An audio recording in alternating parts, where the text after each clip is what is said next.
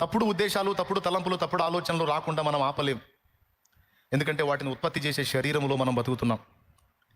నా యందు అనగా నా శరీరమందు మంచిది ఏది నివసింపదని నేను ఎరుగుదనని రోమపత్రిక 7వ అధ్యాయం 18వ వచనంలో పౌలు మహనీయుడు చెప్పాడు. అలాగే రోమపత్రిక 7:18 రెఫరెన్స్ రాసుకో. అలాగే గలతీ పత్రిక 5వ అధ్యాయం 17వ వచనంలో శరీరం ఆత్మకును, ఆత్మ శరీరమునకును విరోధముగా అపేక్షిస్తాయని రాశాడు. అలాంటి శరీరంలో మనం బతుకుతున్నాం కాబట్టి తప్పుడు ఆలోచనలు, తప్పుడు కోరికలు, తప్పుడు వాంఛలు, తప్పుడు తలంపులు ఇవన్నీ మనకి ఎదురవుతాయి. అవి మనకు రావటం తప్పు కాదు, అవి రావటం తప్పు కాదు.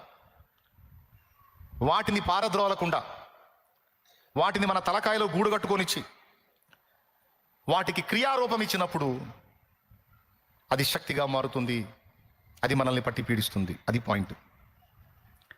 పాపానికి క్రియారూపకం ఇయ్యనంత వరకు నీకు డేంజర్ లేదు బిడ్డ, లెక్కలో కూడా రాదు. అక్కడ చాలామంది అనుకుంటారు